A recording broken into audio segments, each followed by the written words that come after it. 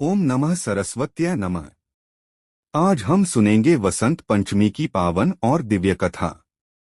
यह वही दिन है जब सृष्टि को वाणी मिली, जब ज्ञान का प्रकाश फैला और जब मां सरस्वती इस धरती पर प्रकट हुई। पौराणिक कथाओं के अनुसार सृष्टि के प्रारंभ में चारों ओर केवल अंधकार और शून्यता थी। तब भगवान विष्णु की आज्ञा से ब्रह्मा जी ने सृष्टि की रचना आरंभ की। पृथ्वी बनी, आकाश बना, नदियां बहीं, पर्वत खड़े हुए, वनस्पतियां उगाईं। पशु पक्षी और मनुष्य भी उत्पन्न हुए, पर ब्रह्मा जी संतुष्ट नहीं थे, क्योंकि सृष्टि में जीवन तो था पर चेतना नहीं थी। जीव थे पर वाणी नहीं थी। मनुष्य थे पर सोच नहीं थी। चारों ओर एक गहरा सन्नाटा था। ब्रह्मा जी चिंतित होकर भगवान विष्णु के पास गए। उन्होंने कहा, हे नारायण, मेरी सृष्टि नीरस और मौन है।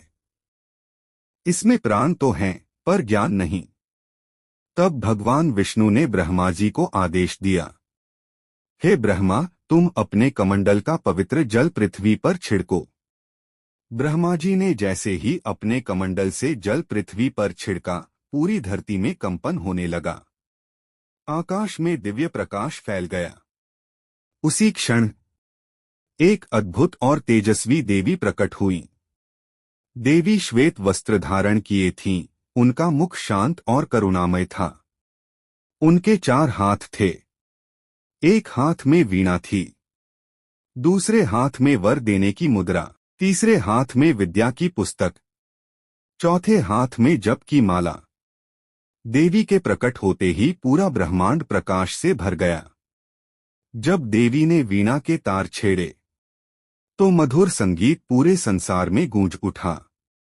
उस संगीत से पशु पक्षियों को आवाज मिली, मनुष्य को वाणी मिली। विचार, बुद्धि और ज्ञान का जन्म हुआ। सृष्टि पहली बार बोल उठी। ब्रह्मा जी ने हाथ जोड़कर कहा, हे देवी, आप कौन हैं? तब आकाशवाणी हुई, मैं वाणी, विद्या और बुद्धि की देवी हूं। ब्रह्मा जी ने उन्हें सरस्वती नाम दिया। सरस्वती अर्थात जो सरस करती हैं, जो जीवन को मधुर बनाती हैं। मां सरस्वती को डोट शारदा, बागेश्वरी, वाग्देवी और वीणावादिनी भी कहा जाता है। समय बीतता गया। एक दिन भगवान श्री कृष्ण मां सरस्वती की भक्ति से अत्यंत प्रसन्न हुए। श्री कृष्ण ने कहा, मां, तुम ज्ञान की देवी हो, तुम्हारी पूजा अवश्य होनी चाहिए। तब श्री कृष्ण ने मां सरस्वती को वरदान दिया, वसंत पंचमी के दिन संसार तुम्हारी विशेष आराधना करेगा। तभी से वसंत पंचमी को डोट मां सरस्वती का प्राकट्य दिवस माना जाता है। इस दिन पीले वस्त्र धारण किए जाते हैं। पीला रंग ज्ञान, ऊर्जा और सकारात्मकता का प्रतीक है।